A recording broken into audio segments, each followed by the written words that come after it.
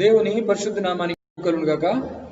యేసుక్రీస్తు నామములో మీ అందరికీ మా హృదయపూర్వకమైన వందనాలు తెలియజేస్తున్న దేవుని బిడ్డలారా, ఈ దినమందు కూడా దేవుని వాక్యాన్ని ధ్యానించుకోవడానికి ప్రభు మనకు చూపిన ఆయన మహా గొప్ప కనికరాన్ని బట్టి ప్రభువుకు స్తోత్రం చెల్లిస్తూ చిన్న ప్రార్థనతో దేవుని యొక్క వాక్యాన్ని ధ్యానించుకోవడానికి మనం ముందుకు వెళ్దాం. మా జీవము కలిగిన దేవా, జీవాధిపతి, మీకు స్తోత్రం చెల్లిస్తున్న రాజా దేవా, ఈ దినమందు కూడా మీ యొక్క వాక్యాన్ని ధ్యానించుకునే భాగ్యం ఇచ్చినందుకే మీకు స్తోత్రం చెల్లిస్తున్నాం. దేవా, మీ వాక్యము నా స్తోత్రం జుంటిదేనే దారుల కంటే మధురమైందని వాక్యంలో రాయబడిందయ్యా. అవును ప్రభా, నాన్న స్తోత్రం, ఈ లోకంలో ఏది కూడా మీ వాక్యంతో సాటి కాదు ప్రభా. అవి మా జీవితాలకు నాన్న స్తోత్రం జుంటితేనే దారుల కంటే మధురమైనవి. మీ మాటలు లేకపోతే మేము ఎప్పుడూ నశించి ఉండేవాళ్ళం ప్రభా. మీ మాటల ద్వారానే మేము బ్రతుకుతూ ఉన్నాం, బలపరచబడుతూ ఉన్నాం దేవా. కొనసాగి నాన్న స్తోత్రం ముందుకు వెళుతూ ఉన్నాం. నాన్న మీకు వందనాలు. ఈ దినమందు కూడా మీరు మాట్లాడి మమ్మల్ని బలపరచండి. మీ శక్తివంతమైనటువంటి నాన్న మాటలతో మమ్మల్ని ప్రోత్సహించి మీ జీవమును మాకు అనుగ్రహించి దేవా, విశ్వాస యాత్రలో ధైర్యంగా బలంగా ముందుకు సాగడానికి కృప దయచేయమని యేసయ్య అతి శ్రేష్టమైన శక్తి కలిగిన మహిమ గల నామములో ప్రార్థిస్తున్నాం తండ్రి. ఆమేన్, ఆమేన్. దేవుని బిడ్డలారా, దైవ గ్రంథంలో నుంచి యెషయా గ్రంథం 54వ అధ్యాయము 10వ వచనాన్ని 11వ వచనాన్ని చదువుకుందాం. పర్వతములు తొలగిపోయినను, మెట్టలు తత్తరిల్లినను, నా కృప నిన్ను విడిచిపోదు. సమాధాన విషయమైన నా నిబంధన తొలగిపోదు అని నీ యందు జాలిపడి యెహోవా సెలవిచ్చుచున్నాడు. ప్రయాసపడి గాలివాని చేత కొట్టబడి ఆదరణ లేక ఉన్నదానా, నేను నీలాంజలముతో నీ కట్టడమును కట్టుదును, నీలములతో నీ పునాదులను వేయుదును, మాణిక్య మనులతో నీ కోట కొమ్మలను, సూర్యకాంతములతో నీ గుమ్మములను కట్టుదును, ప్రశస్తమైన రత్నములతో నీకు సరిహద్దులను ఏర్పరచుదును. నేను బిడ్డలారా, మరి యెషయా గ్రంథం 54వ అధ్యాయం 10, 11, 12 వచనాలు ఇలాగూ తెలియజేస్తున్నాయి. పర్వతములు తొలగిపోయినను, మెట్టలు తత్తరిల్లినను, నా కృప నిన్ను విడిచిపోదు అని రాయబడింది. నిజమే దేవుని బిడ్డలారా, ఈ లోకంలో కొంతమందికి ఉద్యోగం ఒక పర్వతం, వ్యాపారం కొంతమందికి పర్వతం, మరి కొంతమందికి వారి యొక్క బలము ఒక పర్వతం, మరి కొంతమందికి వారి స్నేహితులు ఒక పర్వతం లాంటి వారు, మరి కొంతమందికి వారి బంధువులు గట్టి మరి బలగమైనటువంటి పర్వతం లాంటి వారు, కొంతమందికి వారి జ్ఞానము ఒక పర్వతం లాంటిది. ఇలాగూ దేవుని బిడ్డలారా, మానవుల జీవితాల్లో అనేకమైన పర్వతాలు ఉన్నాయి. ఈ పర్వతాలు స్థిరంగా ఉంటాయని చెప్పడానికి వీల్లేదు. ఇవి తొలగిపోవచ్చు.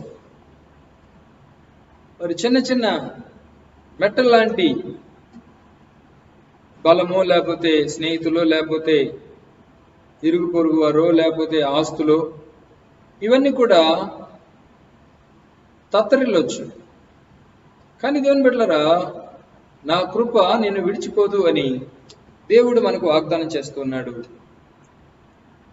నిజమే, నేటి దినాల్లో మనం గమనించినట్లయితే దేవుని బిడ్డలారా, అనేక మంది వారు నమ్ముకున్న పర్వతం లాంటి ఉద్యోగాలు, వారు నమ్ముకున్నటువంటి పర్వతం లాంటి వ్యాపారాలు, వారు నమ్ముకున్నటువంటి పర్వతం లాంటి మరి వారి అనుదిన కూలి పనులు, ఇవన్నీ కూడా తొలగిపోవడం మనం చూస్తా ఉన్నాం.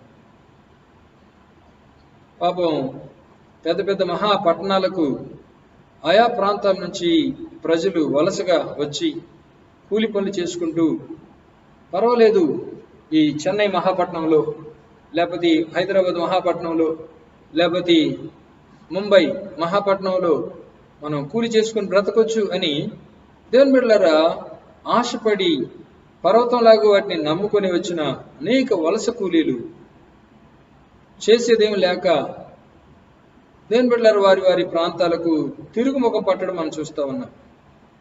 బస్సులు లేకపోయినా, వాహనాలు లేకపోయినా దేవుని బిడ్డలారా నడిచి మా ప్రాంతాలకు వెళితే చాలు అన్నట్టుగా నడిచి వెళ్ళే వారిని మనం చూస్తూ ఉన్నాం. నిజమే దేవుని బిడ్డలారా, పర్వతంలాగా వారు నమ్ముకొని వచ్చారు. పర్వతంలాగు వ్యాపారాలు నమ్ముకున్నవారు, పర్వతంలాగు ఉద్యోగాలు నమ్ముకున్నవారు, పర్వతంలాగు దేవుని బిడ్డలారా ఆయా పరిస్థితులు నమ్ముకున్నవారు అవి కదిలిపోయేసరికి ఏం చేయాలో అర్థం కాక దిక్కు తోచని పరిస్థితిలో నేటి ప్రజలను మనం చూస్తూ ఉన్నాం. అయితే దేవుడు అన్నాడు, అవి ఒకవేళ తొలగిపోవచ్చు, అవి ఒకవేళ తత్తరిల్లొచ్చు, కానీ నా కృప నిన్ను విడిచిపోదు అని చెప్పాడు. నిజమే దేవుని బిడ్డలారా, ఈ దినాల్లో దేవుని బిడ్డలమైన మనము నమ్ముకోవాల్సింది ఉద్యోగాలను, వ్యాపారాలను, లేకపోతే మన టాలెంట్లను, లేకపోతే మన శక్తినో మన సామర్థ్యాలను కాదు. దేవుని బిడ్డలారా, మనం నమ్ముకోవాల్సింది దేవుని కృపనే. అందుకే దైవ గ్రంథంలో గమనించినట్లయితే 52వ కీర్తన 8వ వచనం మనం గమనించినట్లయితే, నేనైతే దేవుని మందిరములో పచ్చని ఒలివ చెట్టు వలె ఉన్నాను, నిత్యము దేవుని కృపయందు నమ్మిక ఉంచి ఉన్నాను. దావీదుకు దేవుని బిడ్డలారా ఈ విషయం తెలుసు. నేను నా యొక్క పదవినో, లేకపోతే సౌలు రాజునో, లేకపోతే ఇంకెవరినో నమ్ముకుంటే అవి తొలగిపోతాయి. కాబట్టి నేను వాటి యందు నమ్మిక ఉంచక నా దేవుని కృప యందు నేను నిత్యము నమ్మిక ఉంచి ఉన్నాను అంటున్నాడు. అందుకే దేవుని మందిరంలో పచ్చని ఒలివ చెట్టు వలె ఉన్నాను అంటున్నాడు దేవుని బిడ్డలారా.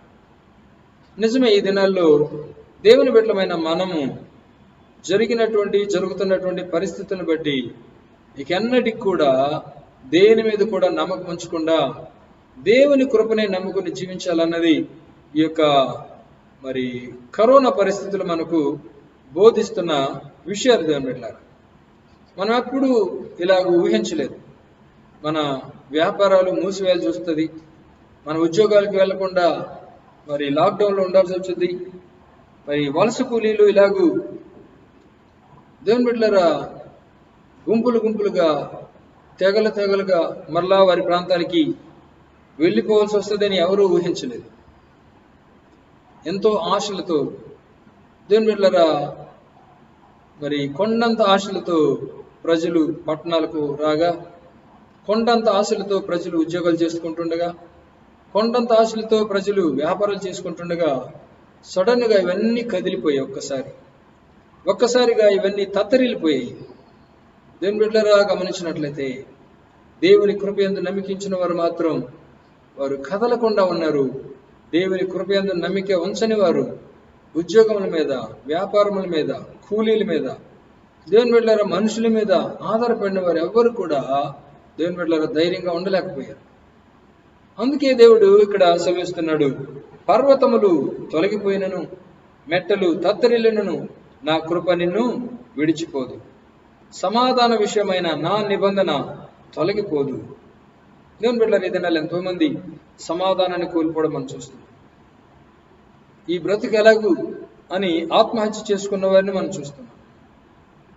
దేవుని బిడ్డలారా పిల్లల్ని ఎలా పోషించాలి అని మరి దీర్ఘ ఆలోచనలు పడిన వారిని మనం చూస్తున్నాం. పట్టణాల్లోనే పరిస్థితి ఎలాగుంటే మరి పల్లెటూళ్ళకి వెళ్ళి, గ్రామాలకు వెళ్ళి మేము ఎలా బ్రతకగలము అని దేవుని బిడ్డలారా సమాధానాన్ని కోల్పోయి, సంతోషాన్ని కోల్పోయి, నెమ్మదిని కోల్పోయి, దుఃఖముఖముతో దేవుని బిడ్డలారా వారి ప్రాంతాలకు వెళ్ళిన వారిని మనం చూస్తాం. రైల్వే స్టేషన్లో, ప్లాట్ఫామ్స్లో, మరి ఆయా బస్టాండ్ ప్లాట్ఫామ్స్లో దేవుని బిడ్డలారా అక్కడక్కడ మరి చేసేదేమీ లేక ఆకలితో అలమటిస్తున్న ప్రజల్ని మనం చూస్తూ ఉన్నాం. నిజమే దేవుని బిడ్డలారా, దేవుని వాక్యం ఎంత సత్యం. పర్వతములు వాటిని నమ్ముకుంటే అవి తొలగిపోతాయి. ఉద్యోగాలు దేవుని బిడ్డలారా వాటి మీద ఆధారపడితే అవి ఉండవు. వ్యాపారాలు ఎప్పట్లా మరి ఆశీర్వాదకరంగా ఉండవు. మనకు బలం ఉంది, కూలి చేసుకొని బ్రతకొచ్చు అనుకుంటే మరి కూలి పనులు లేనటువంటి పరిస్థితి. కనుక దేవుని బిడ్డలారా ఈ దినాల్లో మానవులమైన మనము గ్రహించడానికి భయంకరమైనటువంటి గొప్ప గుణపాఠాన్ని దేవుడి కరోనా ద్వారా మనకు నేర్పిస్తున్నాడు. క్రీస్తునందు ప్రియమైన దేవుని బిడ్డలారా, మరి తినడానికి ఆహారం లేక అలమటించేవారు, ఉండడానికి స్థలాలు లేక బాధపడేవారు. కొంతమంది రెంటెడ్ హౌసెస్లో ఉన్నవారు ఆ రెంట్స్ కట్టుకోలేక, జీతాలు లేక, కూలీలు లేక బాధపడేవారు. ఒక్కసారిగా దేవుని బిడ్డలారా, మరి ఒక భూకంపం వస్తే ఎలా జరుగుద్దో అలాగూ కంపించిపోయింది పరిస్థితి, దేశమంతా, ప్రజల హృదయాలన్నీ. కనుకనే దేవుని బిడ్డలమైన మనం చేయవలసింది ఏంటంటే, మరి వీటన్నిటి మీద ఆధారపడక దేవుని కృపయందు మనం నమ్మికించాలి. నిత్యము దేవుని కృపయందు నేను నమ్మికించి ఉన్నాను అంటున్నాడు దేవుని బిడ్డలారా భక్తుడు. కనుకనే దేవుని బిడ్డలమైన మనము నిత్యము దేవుని కృపయందు నమ్మికించాలి. ఆయన కృపయందు నమ్మికించితే ఆ కృప మనల్ని విడిచిపోద్ది దేవుని బిడ్డలారా. అందుకనే చూడండి, కీర్తన గ్రంథము 63వ కీర్తన 3వ వచనాన్ని చదువుకుందాం. నీ కృప జీవము కంటే ఉత్తమము, నా పెదవులు నిన్ను స్తుతించును. అవును దేవుని బిడ్డలారా, దేవుని కృప జీవము కంటే ఉత్తమము, జీవము కంటే శ్రేష్టం. మన జీవాన్ని, మన ప్రాణాన్ని మనం నమ్ముకోవడం కంటే దేవుని కృపను నమ్ముకోవడం దేవుని బిడ్డలారా శ్రేష్టమైంది. నీ కృప జీవము కంటే ఉత్తమం అని రాయబడింది. అవును దేవుని బిడ్డలారా, మన జీవము కంటే ఉత్తమమైంది దేవుని కృప. కనుకనే దేవుని బిడ్డలమైన మనము దేవుని కృప ఏందో నమ్మికించాలి. బైబిల్ గ్రంథంలో మరి ఎలిమెలకు నయోమి కుటుంబం మనకు తెలుసు. రూతు గ్రంథంలో వారు బ్రతకాలి అని అనుకుని దేవుని బిడ్డలారా మోయాబు దేశానికి వెళ్ళారు. దేవుని కృపయందు నమ్మిక ఉంచలేదు, వారి జీవాన్ని కాపాడుకోవడానికి వెళ్ళారు. కానీ వాక్యంలో రాయబడింది, నీ కృప జీవము కంటే ఉత్తమం. ఒకవేళ వారు బెత్లెహేంలో ఉండి ఉంటే, దేవుని కృపయందు నమ్మిక ఉంచి ఉండి ఉంటే, మరి ఎలిమెలకు చనిపోయి ఉండేవాడు కాదు, వారి కుమారులు మహలోనికిల్లిని చనిపోయి ఉండేవారు కాదు. ఆ యొక్క బెత్లెహేంలోనే దేవుని బిడ్డలారా కనిపెట్టుకుని ఉన్న వారు మరి ఎవరు కూడా చనిపోలేదు. కారణం, దేవుని కృపయందు నమ్మికించారు. మరలా దేవుడు కనికరిస్తాడు, మరలా దేవుడు సహాయం చేస్తాడని దేవుని కృపయందు నమ్మికించారు. కనుక దేవుడు వారిని మరలా దర్శించాడు. దేవుని బిడ్డలారా, మన జీవితాల్లో కూడా మరి ఎలిమెలకులాగు నయోమిలాగు మనం దేవుని కృపను పోగొట్టుకొని ఎక్కడికి వెళ్ళినా మనకు క్షేమం ఉండదు. నీ కృప జీవము కంటే ఉత్తమం. దేవుని బిడ్డలారా, కనుక మన జీవమును గురించి మనం భయపడాల్సిన పని లేదు. దేవుని కృప యందు నమ్మికించేవారు మరి నిత్యము ఫలించేటటువంటి, పచ్చగా ఉండేటటువంటి ఒలీవ చెట్టు వలె ఉంటారు. అది కూడా ఎక్కడ? దేవుని మందిరంలో. దేవుని మందిరంలో ఉండే పచ్చని ఒలీవ చెట్టు దేవుని బిడ్డలారా దైవిక సన్నిధిని, లేకపోతే గాడ్స్ ప్రజెన్స్ ని అనుభవిస్తూ ఉంటుంది. దేవుని బిడ్డలమైన మనము ఆయన కృపయందే నమ్మికించాలి. ఎలిమెలకు నయోమి దేవుని కృపయందు కాక వారి జ్ఞానం ముందు నమ్మికించారు.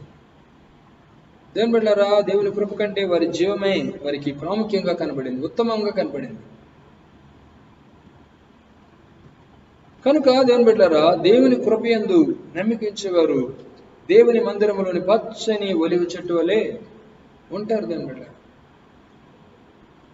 దైవ గ్రంథాన్ని మనం గమనించినట్లయితే మొదటి రాజుల గ్రంథము 17వ అధ్యాయము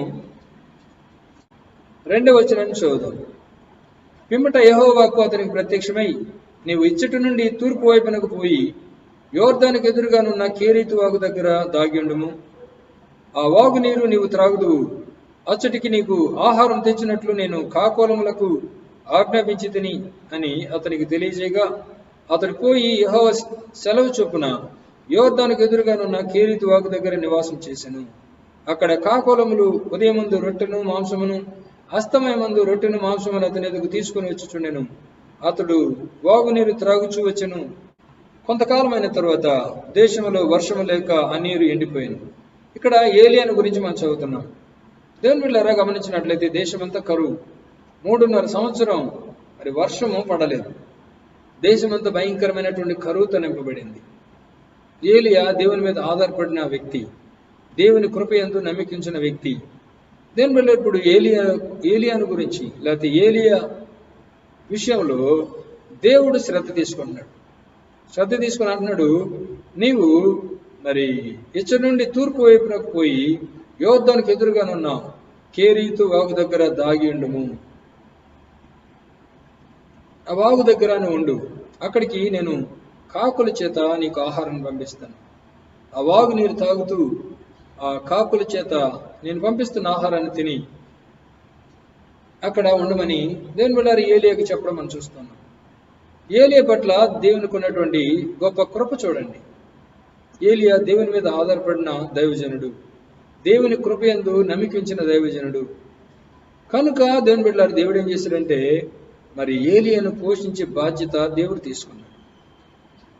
అనేక మంది ఆ పట్టణంలో లేకపోతే దేశంలో ఉన్నారు. ఏలీయా గొప్ప దైవజనుడు, ఏలీయాను పోషించగలరు. కానీ పరిస్థితులు దేవుని బిడ్డలారా అనుకూలంగా లేవు. కరువు, వారు తినడానికి ఆహారం లేదు.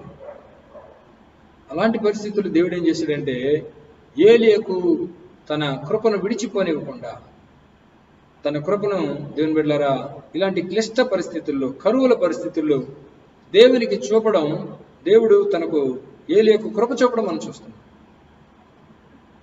చూడండి దేవుని బిడ్డలారా, మరి ఏలీయాకు నా అన్నవారు ఎవరు లేరు. కారణం టోటల్గా దేవుని పరిచర్యకు సమర్పించుకొని వచ్చిన దైవజనుడు, ప్రతిష్ఠించబడిన దైవజనుడు. మరి నా అన్నవారి దగ్గరికి వెళ్ళకూడదు కూడా.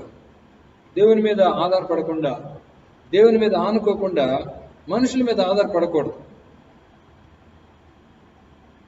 అందుకే వాక్యంలో రాయబడింది, మరి శరీరులను తనకు ఆధారంగా చేసుకొని యెహోవా మీద నుంచి తన మనసును తొలగించుకుని వాడు శాపగ్రస్తుడని రాయబడింది.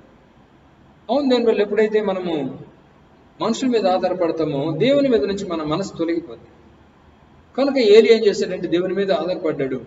దేవుడు కూడా ఏలీయాకు తన కృపను చూపిస్తా ఉన్నాడు. కేరీతు వాగు దగ్గర వెళ్ళి దాగి ఉండు, అక్కడికి నేను ఆహారం పంపిస్తానని చెప్పి కాకుల చేత ఉదయం సాయంత్రము రొట్టె మాంసము దేవుని బిడ్డలారా ఏలీయాకు పంపడం మనం చూస్తూ ఉన్నాం. దేశమే కరువులో ఉంది, దేశమే క్లిష్ట పరిస్థితుల్లో ఉంది దేవుని బిడ్డలారా. మరుసటి పూటకు ఏం చేయాలనే మరి నిరీక్షణతో ప్రజలు ఉంటూ ఉన్నారు. కానీ అలాంటి పరిస్థితుల్లో కూడా దేవుడు ఏం చేశాడు, మాంసంతో దేవుని బిడ్డలారా బలమైనటువంటి ఆహారంతో ఏలీయాను పోషించడం మనం చూస్తా ఉన్నాం. అందుకే పర్వతములు తొలగిపోయినను, మెట్టలు తత్తరిల్లినను నా కృప నిన్ను విడిచిపోదని దేవుడు అంత స్ట్రాంగ్ గా చెప్పడం కారణం ఏంటంటే, మనం ఆరాధిస్తున్న దేవుడు దేవుని బిడ్డలారా ఆయన కృపను తొలగించే దేవుడు కాదు. హల్లెలూయా, నా కృప తొలగిపోదని చెప్పాడు. అవును, చూడండి ఏలీయా జీవితంలో కరువు వచ్చినప్పటికీ ఏలీయా పట్ల దేవుని కృప తొలగిపోలేదు దేవుని బిడ్డలారా. అలాగూ అనేక దినములు ఉన్న తర్వాత ఆ వాగు ఎండిపోయింది, కేరీతు వాగు ఎండిపోయింది.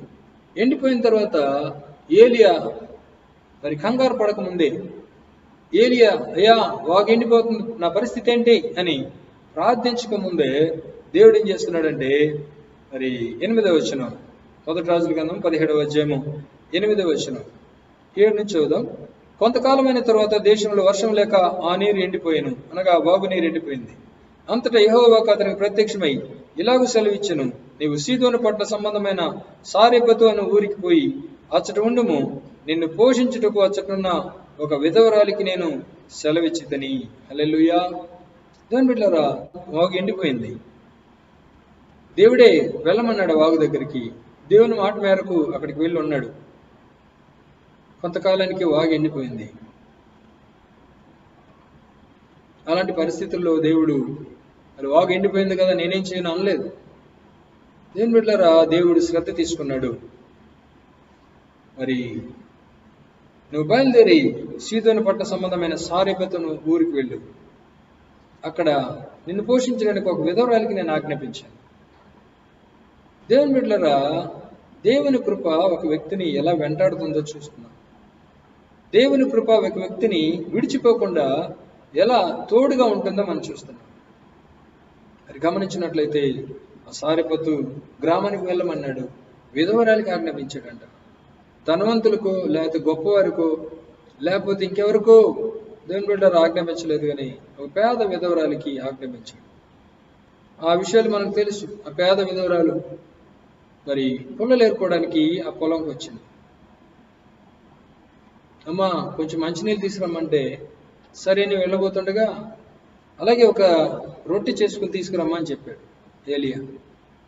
అప్పుడు ఆవిడ చెప్తుంది, అయ్యా నా ఇంటిలో పట్టెడి పిండి ఉంది, అంతకంటే ఎక్కువ లేదు, కొంచెం నూనె ఉంది, ఆ పట్టెడి పిండితో నేను నా కుమారుడు రొట్టెలు చేసుకుని తిని ఇంకా చనిపోవాలనుకుంటాం, ఇంకా వేరే హోప్ లేదు, ఇదే ఆఖరి పిండి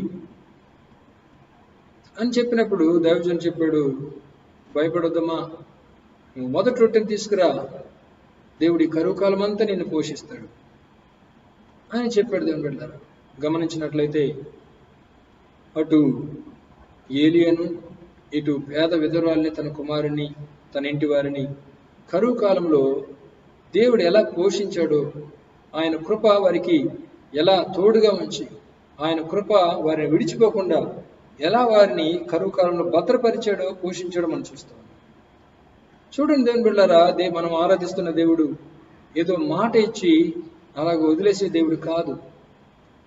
మాట మార్చుటకు నేను మానవుని కాదు అని చెప్పాడు.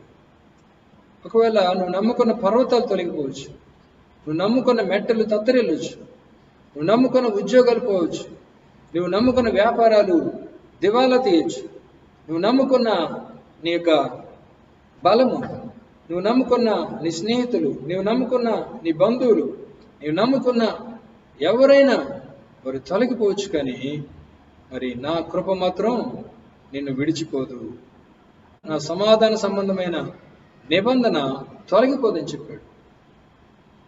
క్రీస్తునందు ప్రియమైన దేవుని బిడ్డలారా, ఈ దినాల్లో మరి పర్వతాలను నమ్ముకొని, మెట్టలు నమ్ముకొని, ఉద్యోగాలు నమ్ముకొని, వ్యాపారాలు నమ్ముకొని, మనుషులు నమ్ముకొని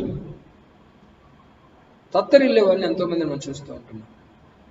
కనుకని దేవుని వాక్యం రాయబడింది, దేవుని బిడ్డలారా, మరి ఆయన కృప ఏందే మనం నమ్మిక ఉంచాలి, ఆయన కృప మీదే ఆధారపడాలి.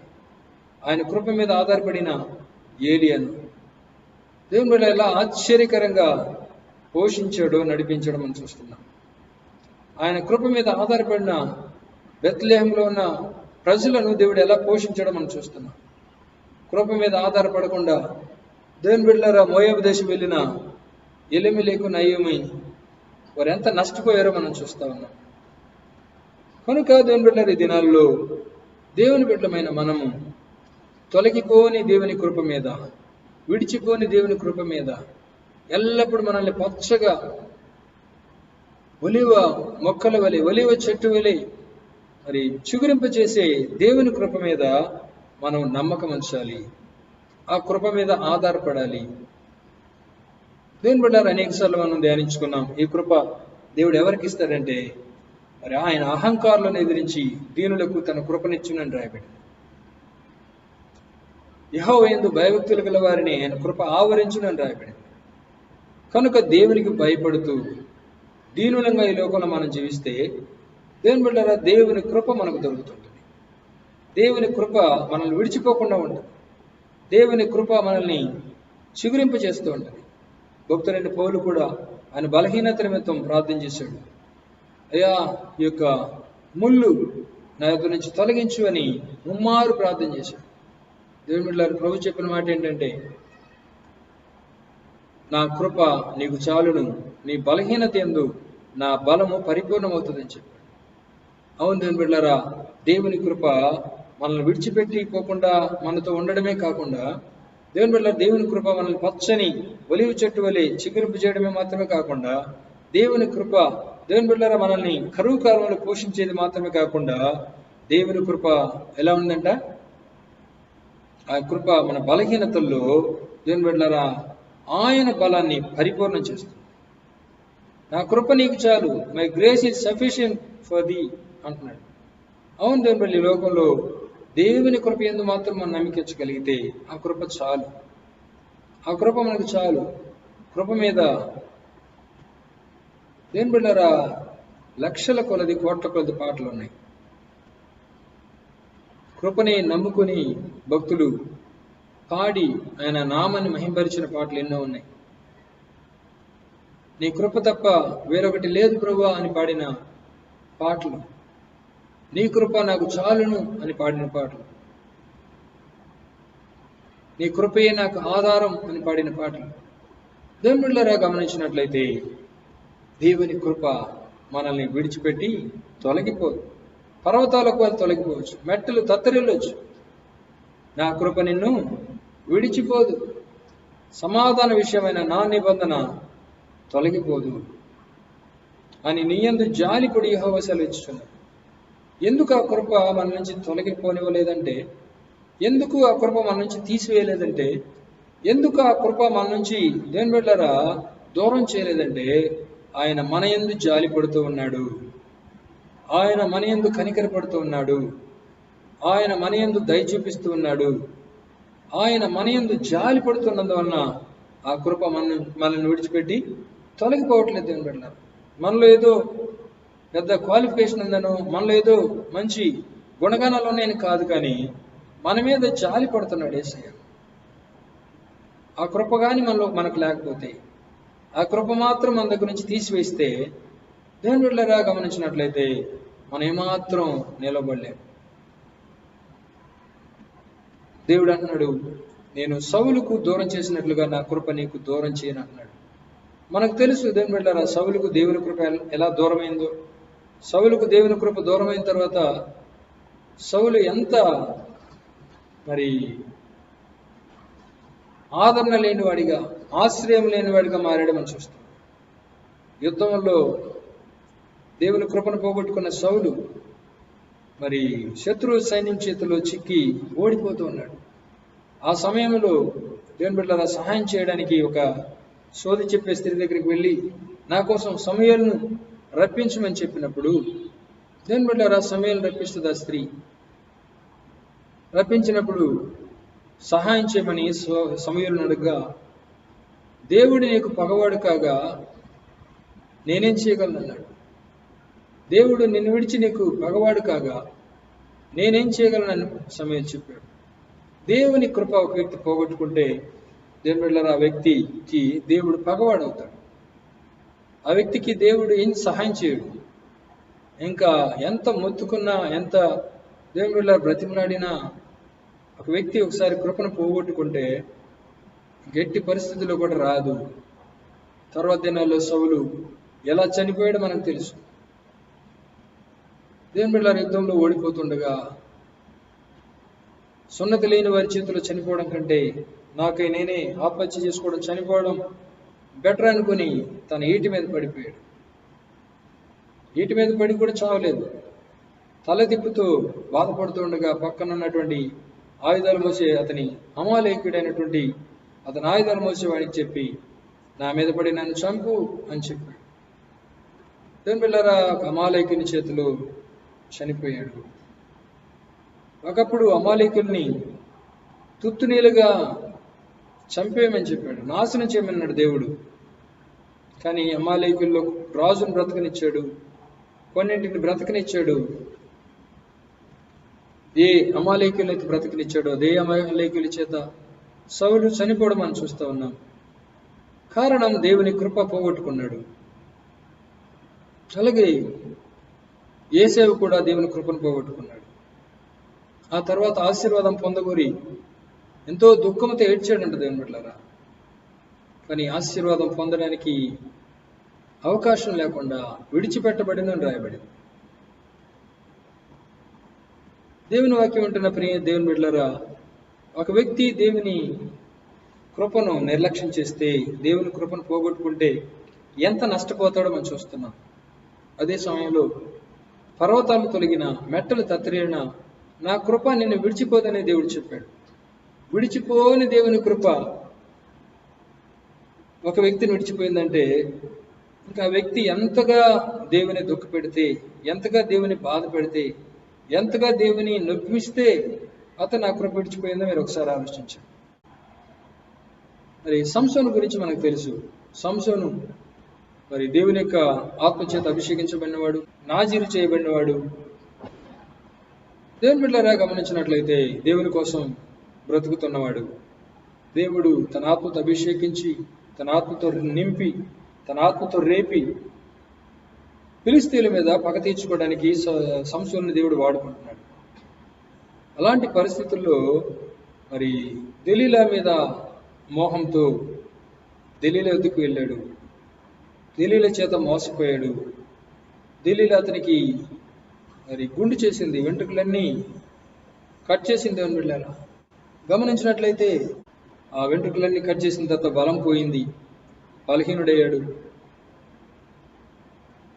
అలాంటి బలహీనుడిగా ఉన్నటువంటి సంసోనుని వారి దేవాలయంలోకి తీసుకొచ్చి బాగా అవమానపరిచి హేళన చేసి ఏదో చేయాలనుకున్నారు.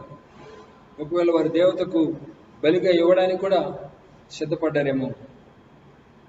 ఆ దినమందు దేవుని బిడ్డలారా, సంసోను తన బలహీనతలను బుద్ధిహీనతలన్నింటినీ ఒప్పుకొని ఈ దేవాలయానికి ఆధారంగా ఉన్నటువంటి 2 స్తంభాలు ఎక్కడ పట్టించమని చెప్పాడు.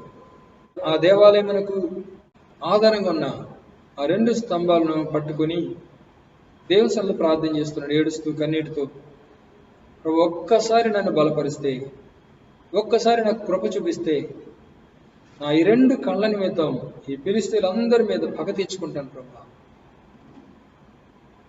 అని దేవుని బిడ్డలారా దేవుని సన్నిధిలో దేవుని కృప కోసం ప్రార్థన చేస్తే, ఆ లాస్ట్ మూమెంట్లో కూడా దేవుని కృప సంసోనుకు దొరకడం మనం చూస్తాం. సంసోను గట్టిగా 2 స్తంభాలను పట్టుకుని వంగగా ఆ దేవాలయం అంతా కూడా అక్కడ కూడిన మనుషుల మీద పడింది, ఫిలిష్తీయుల మీద పడింది, సర్దార్ల మీద పడింది.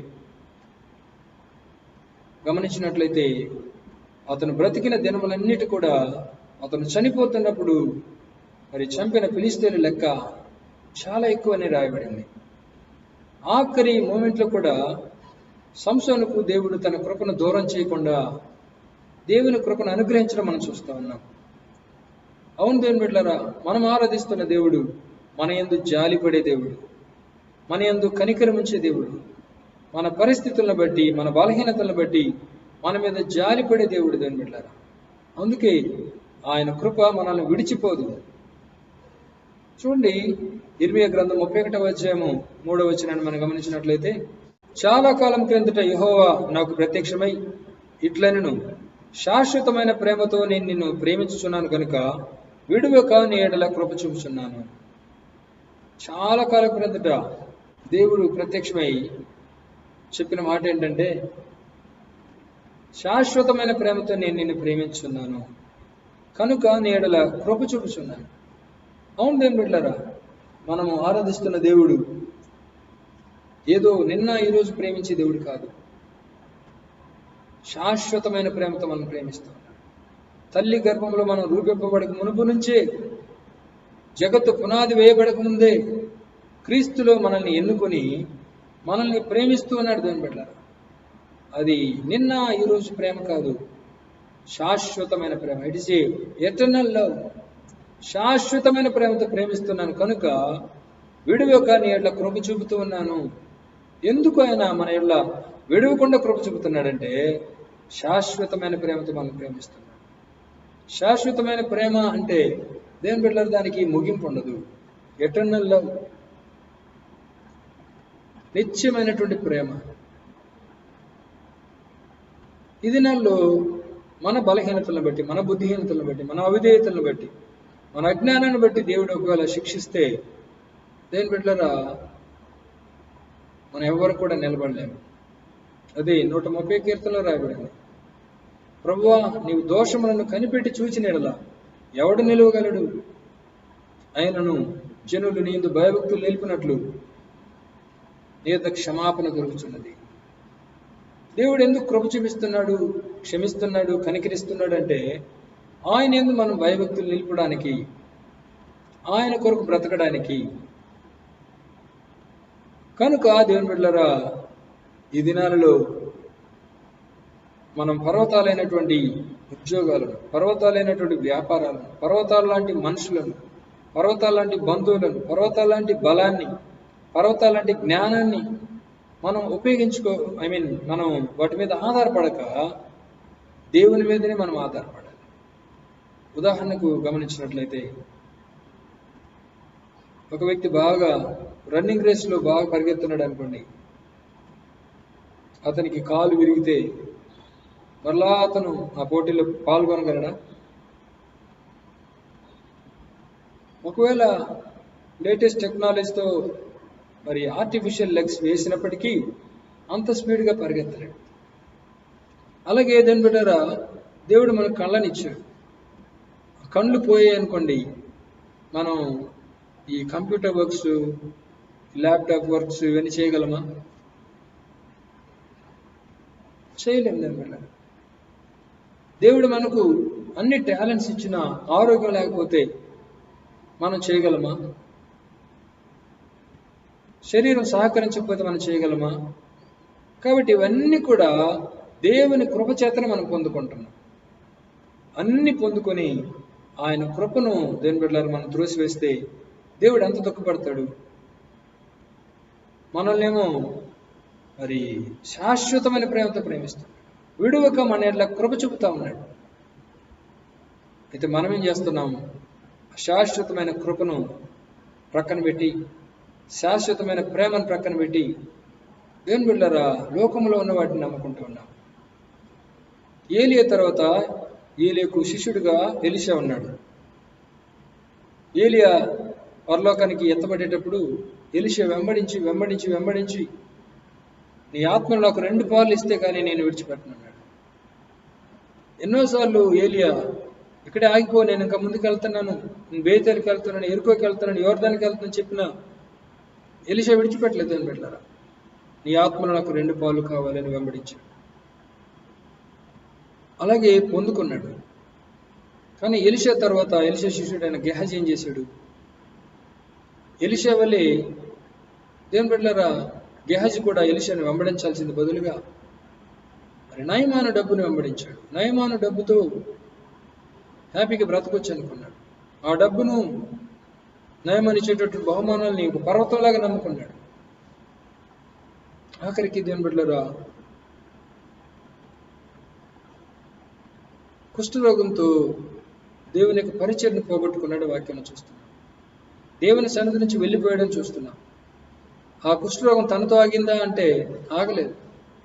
తన తర్వాత దేవుని బిడ్డలారా అనేక తరములకు ఆ కుష్ఠరోగము వారిని వెంటాడింది. దేవుని బిడ్డలారా కృపను పోగొట్టుకున్న గెహజీ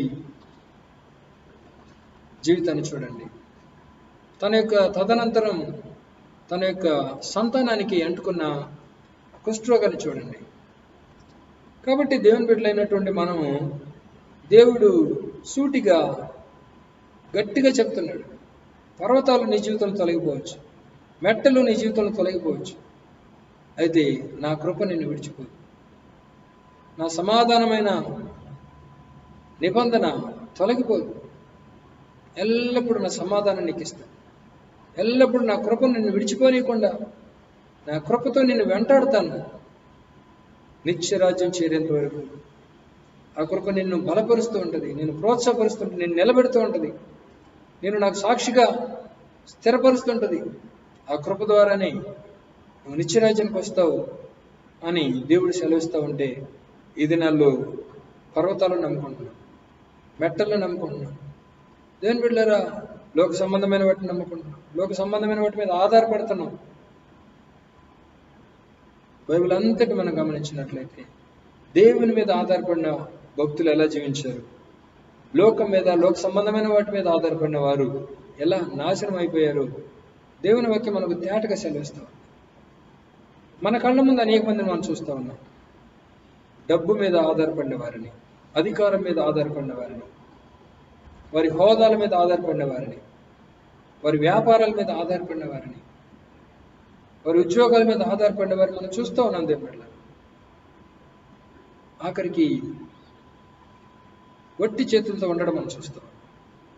అలా కాకుండా దేవునికి భయపడి దీనులుగా దేవుని మీద ఆధారపడిన వారు, వారికి ఒకవేళ విస్తారమైన డబ్బు లేకపోవచ్చు, గొప్ప ఉద్యోగాలు లేకపోవచ్చు, పెద్ద వ్యాపారాలు లేకపోవచ్చు, పెద్ద అండ లేకపోవచ్చు, వారికి పెద్ద టాలెంట్స్ లేకపోవచ్చు, కానీ దేవుని బిడ్డలారా కృప ఉంది వాళ్ళకి. హల్లెలూయా. వారికి కృప ఉంది కనుక దేవుని బిడ్డలారు క్షేమంగా సమాధానంగా జీవించడం మనం చూస్తాం. అందుకే దావీదు అంటున్నాడు, చిరకాలం నేను యెహోవా మందిరంలో నివాసం చేసేదను, కృపాక్షేమములు నా వెంట వచ్చినాయి. దేవుని బిడ్డలారా, ఈ దినాల్లో మనకు అవసరమైంది కృపాక్షేమంలే. నా కృప నిన్ను విడిచిపోదని చెప్పాడు. విదేశాలకు వెళ్ళిన వారు కూడా దేవుని బిడ్డలారా అవన్నీ వదిలిపెట్టేసి మరలా మన దేశానికి తిరిగి వచ్చేవారిని మనం చూస్తూ ఉన్నాం. అందుకే యాకోబు పత్రికలో రాయబడింది, నేడైనను రేపైనను ఒకానొక పట్టణంకి వెళ్ళి 1 సంవత్సరం ఉండి లాభం సంపాదించుకుని వస్తామని చెప్పుకుని వారులారా, రేపేమి సంభవించునో మీకు తెలియదు. రేపేం జరుగుద్దో మనకు తెలియదు. కనుక దేవుని బిడ్డలారా, దేవుని కృప మీద మనం ఆధారపడాలి. దేవుని కృప మీద మనం ఆనుకోవాలి. ఆయన కృప మనల్ని విడిచిపోదు. ఆయన కృప మనల్ని దేవుని బిడ్డలారా ఒంటరిగా విడిచిపెట్టదు. ఆయన కృప మనల్ని దేవుని మందిరంలో పచ్చని ఒలివ చెట్టు వలె మరి చిగురింపు చేస్తుంది. ఆయన కృప మనల్ని భరిస్తుంది. ఆయన కృప పౌలును బలపరిచినట్టు మనల్ని బలపరుస్తుంది. దేవుని బిడ్డలారా, మన బలహీనత యందు ఆయన యొక్క బలము పరిపూర్ణమవుతుంది. అట్టి కృప మీద ఆధారపడదాం, అట్టి కృప మీద ఆనుకుందాం. ఎన్నటికి దేవుని బిడ్డలారా పర్వతాల లాంటి లోక సంబంధమైన దేనిని కూడా ఆధారపడక, వేటి మీద కూడా ఆనుకొనక దేవుని కృప యందే నమ్మికించుదాం. దేవుని కృప ద్వారా మనం జీవిద్దాం. దేవుని కృపలో మనం ముందుకు సాగుదాం. హల్లెలూయా, హల్లెలూయా. దేవునికి స్తోత్రం. చిన్న ప్రార్థన చేసుకుందాం. మా జీవం కలిగిన దేవా, జీవాధిపతి మీకు వందనాలయ్యా. నిజమే, అనేక సార్లు దేవా మేము డబ్బుని నమ్ముకుంటున్నాం, ఉద్యోగాన్ని నమ్ముకుంటున్నాం, వ్యాపారాన్ని నమ్ముకుంటున్నాం, మా టాలెంట్ని నమ్ముకుంటున్నాం, దేవా మా జ్ఞానాన్ని నమ్ముకుంటూ ఉన్నాం, మా బంధువులు నమ్ముకుంటున్నాం, మా స్నేహితులు నమ్ముకుంటూ ఉన్నాం, దేవా మా అధికారాన్ని నమ్ముకుంటూ ఉన్నాం. కానీ ఇవేవి కూడా నిలబడవని వాక్యం చూస్తాం. అవి పర్వతములే, కానీ అవి తొలగిపోతాయంట. అవి మెట్టలే, అవి తత్తరిల్లుతాయంట. ప్రభు నీ కృప మాత్రం మనం విడిచిపోదని వాక్యం చూస్తాం. ఏలియాకు తోడుగా ఉన్న మీ కృప, బెత్లెహేములో ఉన్న ప్రజలకు తోడుగా ఉన్న మీ కృప, దావీదుకు తోడుగా ఉన్న మీ కృప, సంసోనుకు తోడుగా ఉన్న మీ కృప దేవా, ఈ దినమందు మమ్మల్ని కూడా విడిచిపెట్టనీయకుండా మా వెనువెంటే ఉన్నందుకే మీకు స్తోత్రం. శాశ్వతమైన ప్రేమతో నేను నిన్ను ప్రేమించున్నాను కనుక విడువక నేడల కృప చూపుతూ ఉన్నానని చెప్పిన దేవా మీకు స్తోత్రం. దేవా, మా జీవితాలు ఎన్నోసార్లు మరణపాయాలు వచ్చాయి. ఒకవేళ మీ కృప లేకపోయి ఉంటే ఎప్పుడో మేము చనిపోయి ఉండేవాళ్ళం ప్రభా. కానీ మీ కృప మమ్మల్ని విడిచిపోకుండా వెంటాడుతున్నందుకే మీకు స్తోత్రం చెల్లిస్తున్నాం. మీ కృప ద్వారానే మేము బ్రతుకుతున్నాం, మీ కృప ద్వారానే మేము చెల్లిస్తున్నాం, మీ కృప ద్వారానే మేము ఉనికి కలిగి ఉన్నామయ్యా. మీ కృప ద్వారానే మీ మందిరంలో ఉంటున్నాం, మీ కృప ద్వారానే ఈ రక్షణ భాగ్యం మాకు దొరికింది, మీ కృప ద్వారానే ఈ సహవాసం మాకు దొరికింది ప్రభా. మీ కృప ద్వారానే ఇదన ముందు మేము నిలబడి ఉన్నామయ్యా. మా పాదములు నాయన మీ కృప ద్వారానే స్థిరపరచబడుతున్నాయి. యేసయ్యా మీకు వందనాలు. జ్ఞాపకం చేసుకోండి, సహాయం చేయండి. మీ కృపను కోల్పోయిన సౌలులా కాక, మీ కృపను కోల్పోయిన గెహజీలా కాక, మీ కృపను కోల్పోయిన ఏశావులా కాక దేవా, మీ కృపను దేవా నన్ను గట్టిగా నమ్ముకుని కృపను పోగొట్టుకోకుండా ఉండడానికి సహాయం చేయండి. కృప అంటేనే ఇది ఆఖరి అవకాశం. ఈ ఆఖరి అవకాశాన్ని మేము పోగొట్టుకుంటే దేవా మా జీవితాలు కూడా దేవా నాన్న సౌలులాగా, ఏశావులాగా, గెహజీలాగా అయిపోతాయ్యా. క్షమించండి, కనికరించండి, పరిశుద్ధపరచండి. కృపలో జ్ఞాపకం చేసుకుని ప్రభు ఆయన స్తోత్రం. కృప ద్వారానే తప్ప ఈ లోకంలో మేము జీవించలేమయ్యా. అందుకే దావీదు నీ కృపలో నుంచి, నీ కృప నాలో నుంచి తొలగించొద్దని ప్రార్థన చేశాడు. అవును ప్రభు, మీ కృప మా నుంచి తీసివేద్దయ్యా. జ్ఞాపకం చేసుకోండి, సహాయం చేయండి. దీనులంగా మేము భయభక్తులు కలిగిన వారంగా కృపలో భద్రపరచబడడానికి కృప దయచేయండి. వీళ్ళ ప్రతి బిడ్డ జీవితాల్లో కృప మీదే ఆనుకొని, కృప మీద ఆధారపడి, కృపనే నమ్ముకొని జీవించడానికి కృప దయచేయండి. యేసయ్య అతి శ్రేష్టమైన శక్తి కలిగిన మహిమగల నామములు అడిగి వేడుకొని పొందుకుని నామ తండ్రి. ఆమేన్, ఆమేన్, ఆమేన్. క్రీస్తునందు ప్రియమైన దేవుని బిడ్డలారా, ఈ యొక్క యూట్యూబ్ ఛానల్కు మీరు సబ్స్క్రైబ్ చేయండి. దేవుని బిడ్డలారా, మీకు తెలిసిన మీ స్నేహితులకు పరిచయం చేయండి. దేవుని వాక్యం తప్ప మనల్ని బలపరిచేది, స్థిరపరిచేది మరొకటి లేదు కనుక దేవుని వాక్యం మనకు ఈ ఛానల్ ద్వారా దేవుడు సమృద్ధిగా అందిస్తుంటుండగా ఇతరులకు కూడా మనం పరిచయం చేసి వారిని ఆత్మీయ జీవితంలో బలపరచబెళ్ళగా వారికి తోడ్పడదాం. దేవుని కృప మనందరికి తోడేయండి, నడిపించునుగాక. ఆమేన్. ఆమేన్. యేసుక్రీస్తు నామములో మీ అందరికీ వందనాలు తెలియజేస్తున్నాను.